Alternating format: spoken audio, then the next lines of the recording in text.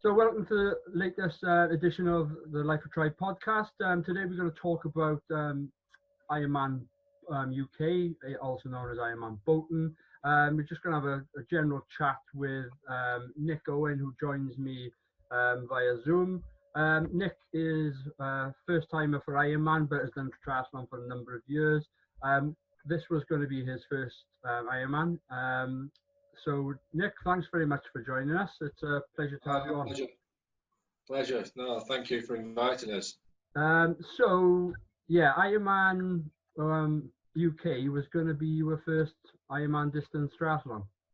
Yeah, I was certainly looking forward to it, and obviously very, very disappointed the fact that it's cancelled. But obviously, the present circumstances, it's probably the right thing to do, really. So what's your history within triathlon? You know, what sort of distances have you done previously?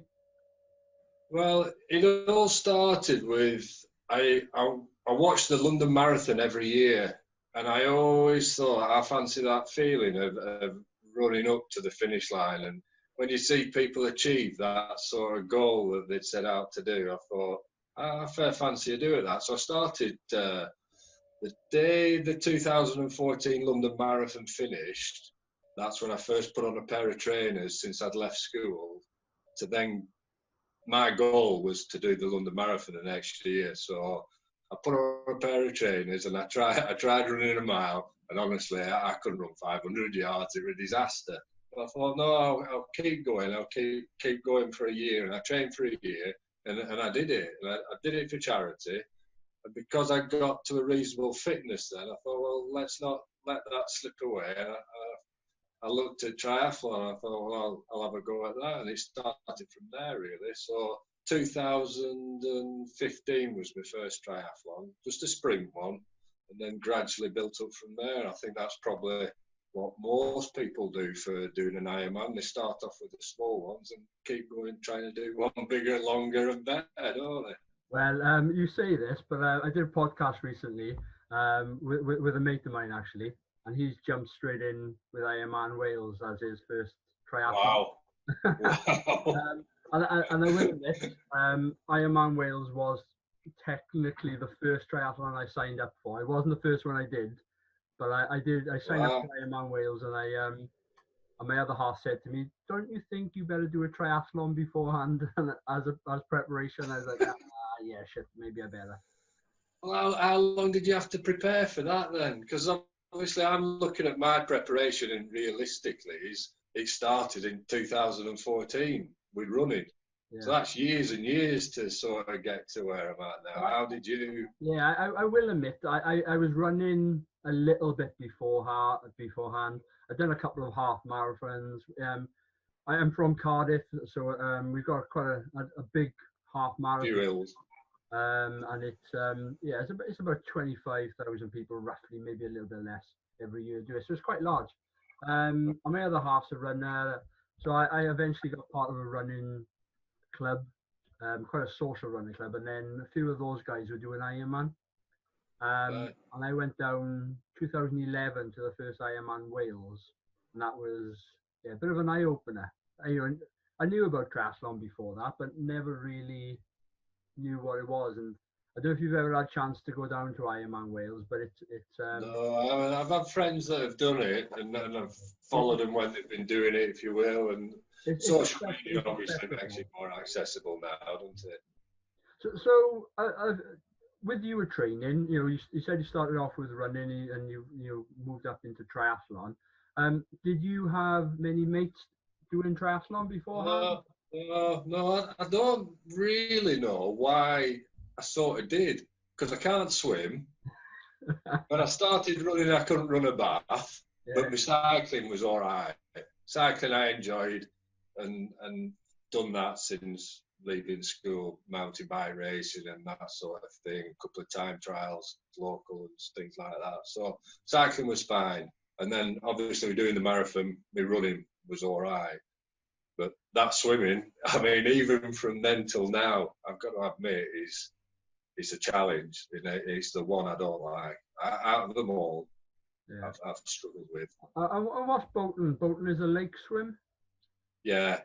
Pennington Flash probably described as one of the more unlikable swims from all accounts, but swimming's unlikable whatever I do. So yeah. So the motivation for Ironman Bolton though, to sign up for it, or Ironman UK, what was it? Was it just that push or that challenge? No, what it was, I did a half Ironman, and I did an Olympic before that. Did a half Ironman, but because it was only a half, I still had that niggling thing in my head. It's not a full one. So the Ironman name, I mean, there's other events out there in the same distance, but to me, that Ironman name, to do an Ironman, you have to do a full one in my head, in the way my mind works. But I've always said, when everyone said, oh, full one next, I've always said, no, not interested. And I think it slowly wore away in my mind and slowly picked away. And we were moving house. When I did the half Ironman, we were moving house, waiting for a house to be finished. We were living in a static caravan. And I just kept saying, no, once we get in the house, I'll have too many jobs to do. You can't concentrate on something like that when you've got loads of jobs to do. And then I got all the jobs done. And then I thought, you know what, I am ready now. I want to do it. And I think that's the key. You've got to want to do it, haven't you? There's a difference. And like now, even though it's been cancelled, I still want to do it, which is great for the mind, because it is a mental game, isn't it? Oh, it's I often say to people, it's 80%, 90% mental. Because if you haven't got that ability to push yourself through the training, or push yourself on the day, it's give up now. Because we often say you have to train smart for long distance triathlon, but you still have to put the hours in. And when you're going out for a 4 or 5 hour cycle, and the shitty weather and the rain and the wind, and no doubt you're part of the world, you get the shitty weather just as much as we do. That's the frustrating bit. I mean, look at all the rubbish we've had this winter, right? And look at it now when we can get out. What can we do? Our reward is summer, isn't it? And that's what you sort of dream of then. Right, let's get all that winter gear off. I bought some of them electric gloves and overshoes, which, to be honest, transformed my winter riding. Absolutely brilliant. And if anyone ever says, what a load of rubbish, honestly, it's transformed it. So, but I've finally been able to ditch them. We can't go anywhere. So. I'm very much a fair weather athlete. And so when I've done Ironman Wales previously, I am notorious for not getting on the bike until... Oh, hey, you've been no good up here.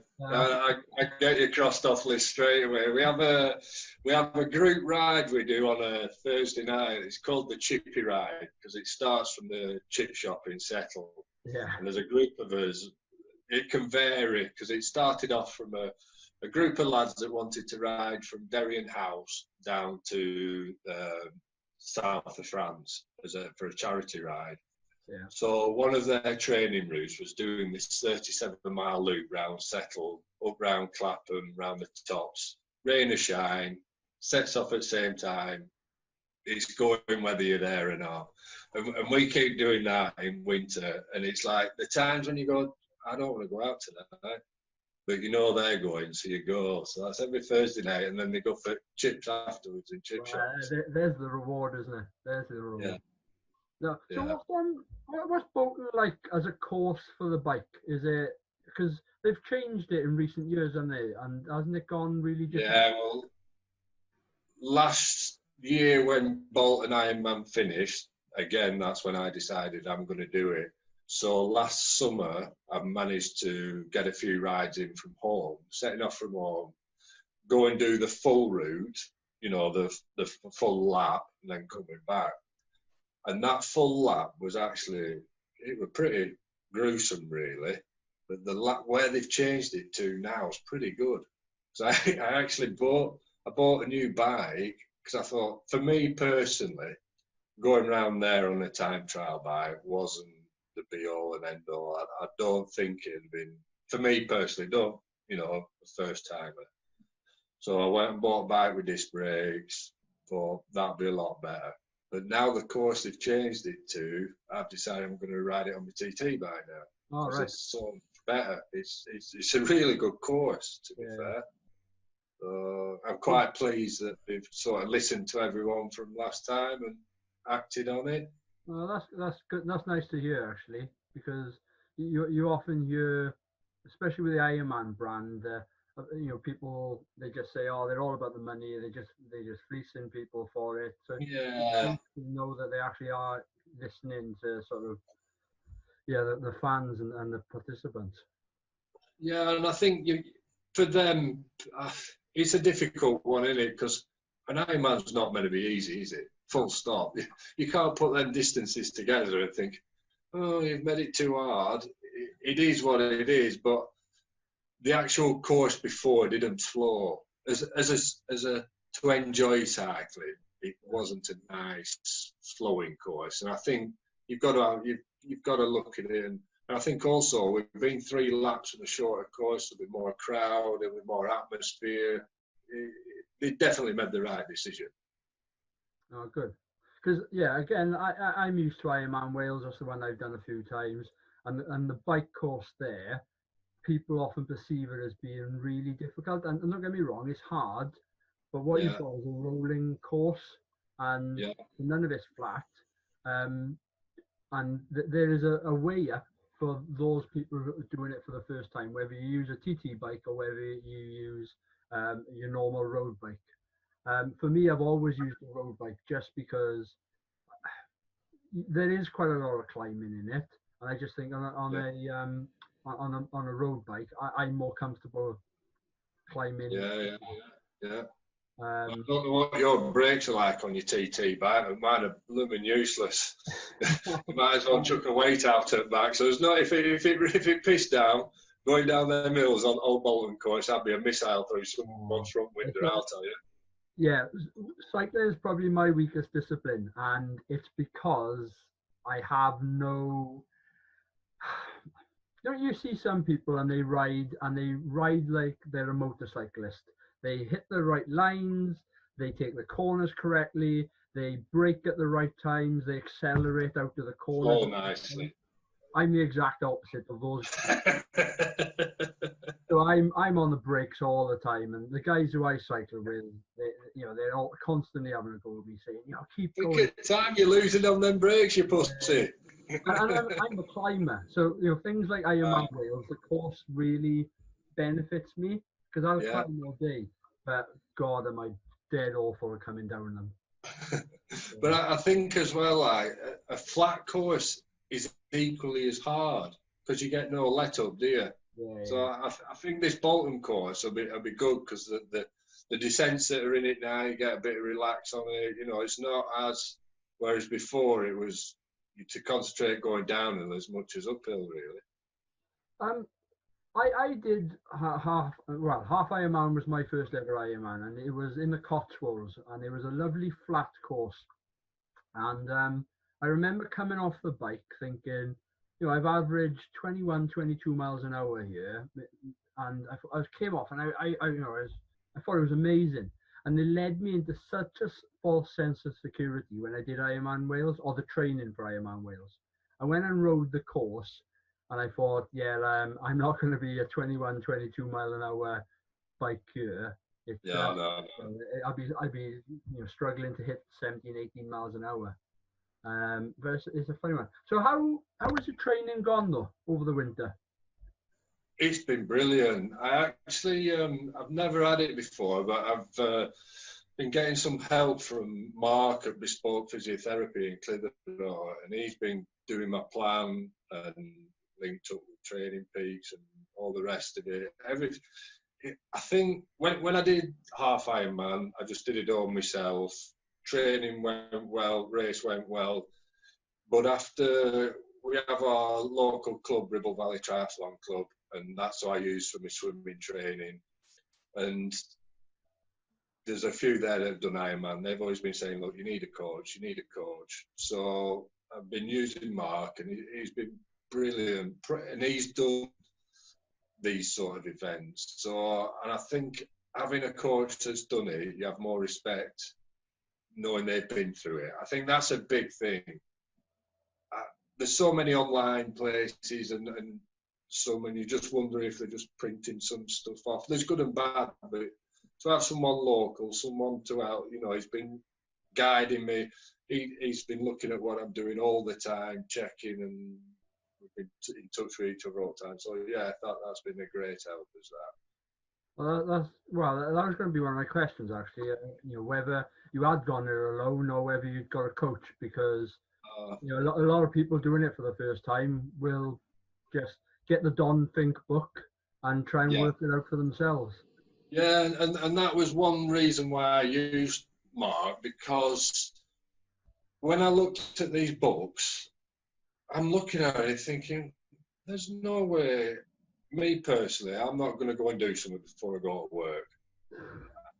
It's not going to happen. Yeah. So I put all my time and effort with Mark saying, look, I could do this, do that. And he broke it down and put it in such a way that it can work. Whereas when I looked at that, I couldn't even understand half the jargon they were on about when you look at these plans. So I got myself a smart trainer so I can do my intervals and all that in that. And then the running thing, and that's going really well, the intervals on that. And then the plan was obviously now to start do longer stuff now in that sort of area, if you will. But obviously that's sort of ended really. Yeah, and that's what a coach will give you. They'll give you that reassurance that the winter is there to build and lay foundations, and then as soon as you go in X amount of time from your race, that's when you start the build. I was starting with injuries. You see, before I started with Mark, I was starting with injuries, and I'm a very much gunner. Yeah. Give it as much as you can. Every time you put them trainers on, you're absolutely flat out. Well, apparently that doesn't work, does it? It doesn't work when you're getting older, that's for sure. A lot of triathletes that I speak to, none of us are getting any younger. We're all possibly the wrong side of 30, if not the wrong side of 40. We come from a long line of other sports or what have you. And you just think you can go a million miles an hour. You think every run has to be race pace. Yeah. And and there's a lot to be said for things like running within a zone 2 heart rate. That is one thing I have really struggled with. When he's telling me to do my slower runs and stuff, I'm like, I'm bloody walking at that, Mark. He says, get used to it, and that's one of the hardest things I've struggled with. Very difficult. I don't know if you're like me. Do you end up shouting at your watch because it's beeping because your heart rate's gone too high or something? I just hold it as far as I can away from me, so I can't hear the bloody thing. So look, we've gone into your foundation phase seemed to have gone quite well, and as you said, about the build. And going into the longer runs and swims and what have you. But obviously we were hit with coronavirus and COVID-19. And how was it affected you? Have you managed to do any training? Well, unfortunately, I did start being ill a couple of weeks ago, which started off with headaches and what I thought was flu. Then so I backed off my training, then started feeling better and started again, and then unfortunately got a lung infection. That's cleared up, started training again, and then I've been back in touch with my GP, but he's diagnosed it over the telephone as being COVID, but he said diagnosed over the telephone, so I'm not really sure. So I am self-isolating at the moment. So training sort of on hold, which is probably the most frustrating thing when sun's out now and you could at least go out for a run. I can't even go out for anything now, so really, really frustrated. Hopefully get rid of that and I bet because the problem is when you're fit and you're trying to get Ironman fit, it does become a little bit addictive, and you just think, oh, just another run, just another cycle. Yeah. Well, I got into that training 6 days a week, and it was going brilliant, absolutely to plan. You know, I was feeling fit. I'd just done a big block, and I'm thinking, yeah, we're making headway here. I thought, you know, everything's going in the right direction, and then this comes around, and you're just like, can't believe it. And every day you don't train, you think, how am I ever going to get back to where we were? I think it's when you read books and you listen to other things, everyone goes through the same thing. Everyone. I think you're 100% right. You know, everyone thinks, you know, I've got to keep up the fitness, or even when you get a niggle or an injury and it keeps you out for X amount of time, you always think you've got to play catch up. And that's where the benefit of a coach will come in. And the coach will say to you, right, we're not playing catch up. What we're doing, we're going to amend your training plan. And that's why you do the long training build up to allow for this sort of thing, which now when I look back, all the hours we did in the winter that we complain about, that's to give a bit of security for now, so to speak. I know before coronavirus kicked off and, you know, we got a whisper that the lockdown was coming on, I put a shout out to see if anyone had a treadmill that they could lend us. And I got, it was Soyang Europe, that's a supplier of digital printable media. They have a gym in their place. And so they said, look, you can borrow ours by all means. Wow. So they lent me a treadmill. So I was technically set up, got my turbo tray, got my treadmill. Swimming, I don't like training swimming, so I could quite easily forget that. I weren't that bothered about practicing that in lockdown, so at least I was set up for it, you know. Oh, that's good. But being cancelled it's the right decision for them to make, isn't it? Yeah, and if we go into that as well, because you know, Ironman, we're getting a lot of flack from some quarters as regards to their comms. They were saying we weren't going to make a decision yet. We were going to let people know around the 50-day mark or within 50 days. So, but fair play to them with Ironman UK. They've let you know more than 50 days in advance, haven't they? Yeah, and to be honest, I think the whole COVID thing is worse to be involved in than politics and religion, because everyone has really, really strong views on it. And me personally, if Ironman, they're running a business, aren't they? And they've got to look at the logistics, the financial part of it, and everything. And they'll have wanted it to run as much as any athlete out there wanted it to, and they want to hang on as long as they can, because nobody knows what's going to happen, do they?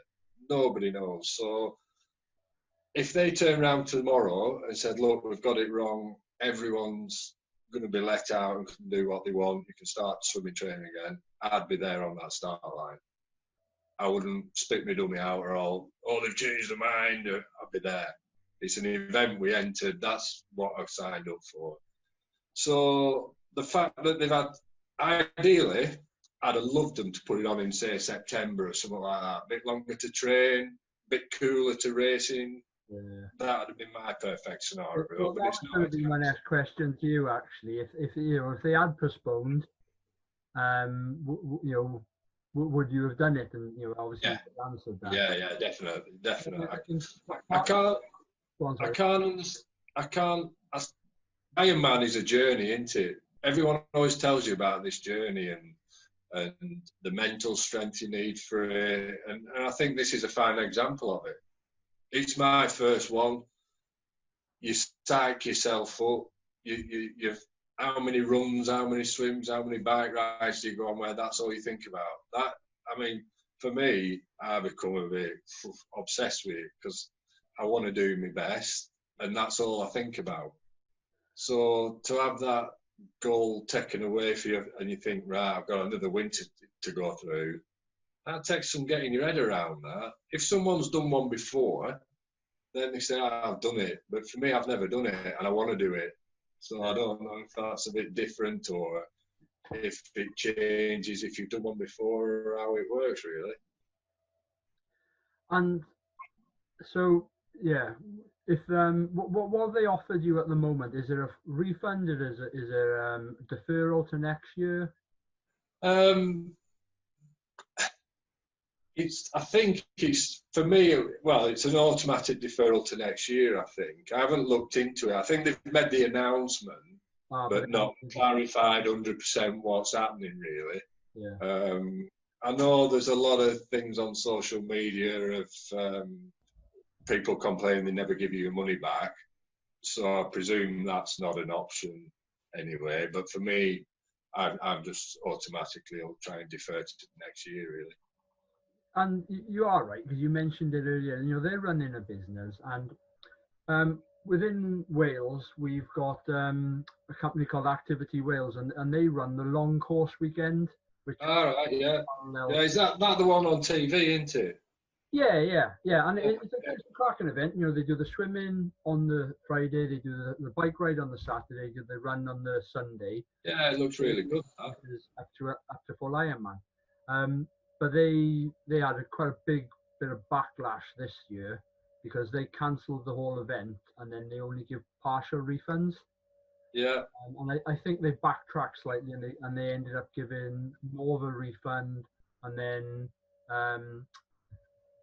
sort of priority and discounted rate ready for next year. But it's sort of, you're damned if you do and damned if you don't. You know, if they'd given a full refund, well, you know, they've got certain bills they would have paid. They've got deposits. Yeah, they wouldn't be there next year. That's the problem.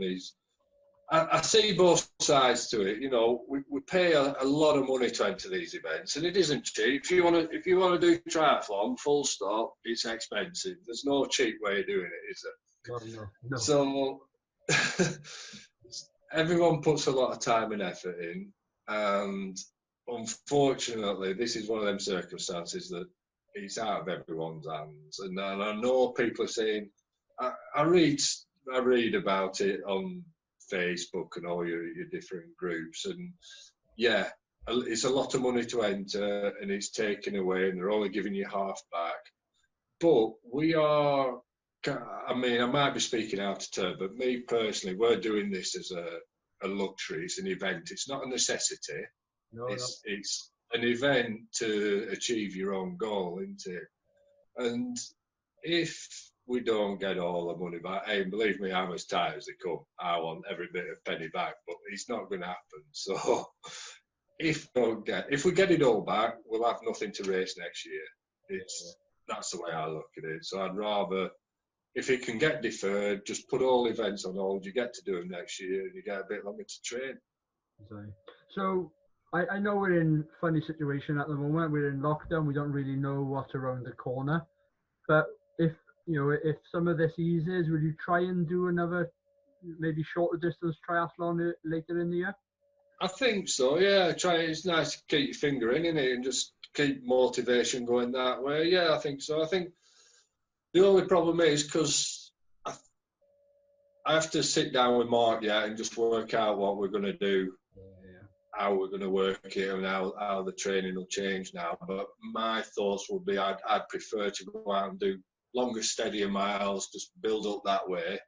And then the problem when you come and do that, and you go do a short sprint race or something like that, which I enjoy, sprints are my favourite, then you haven't got the speed, have you, as such? So then you start thinking, oh, I'm going to get my arse kicked if I go doing that. So I don't know. Well, I have to sit down with him and see what, and we also need to know what's going to be about, don't we? Yeah, and that's it. Because it's Ironman Wales at the moment is still happening. you know, I always come back to Ironman Wales because that's the big one locally for me. Yeah, definitely. There's a pile of local big events in Wales as well that they are still happening. But It's very strong in Wales, it's triathlon, isn't it? Really strong. Venture. Yeah, but you know why I find there's a lot of guys who played rugby most of their life. You know, they've just turned 30 or the mid 30s. They can't do it anymore for injury, and it just seems that triathlon is the step to go into. And what you tend to have is guys who are a little bit older. Maybe they've had their families or their families are a little bit older. They're further on in their career. They got a little bit of disposable income. So, you know, triathlon, they can sort of afford it. Yeah. But it's big. I think when people talk about triathlon, they automatically think you've got to be superhuman, but it's not necessarily the case, is it? You can get on at any level and have a go and enjoy it. I mean, everyone likes to achieve, don't they? And I think it's that sense of achievement to doing it. I think that's why it's so popular. Yeah, and I think when people think triathlon, they automatically think Ironman, and it doesn't have to be that. You know, and you know, it's one of the reasons why Life of Tri exists. That, you know, it is about the super sprints and the sprints and the Olympic distance ones. As if, you know, if we were a running channel, you know, we would be talking about 5Ks and 10Ks, not just you know, the London marathons of the day sort of thing. So yeah, no, it's fine. Nick, let's wrap up there. It's brilliant to have you on. If you ever want to come down to Wales and you want to do a recce of the course there, by all means, let me know. Oh, thank you. Yeah. It's yeah. Can you hit some of them hills out? Yeah, you hills in our neck of woods. Yeah, it'd be great to sort of have you on again some other time if you're ever up for it. Yeah, definitely. I'd love to. All right. Thanks very much for that. All right. Keep safe.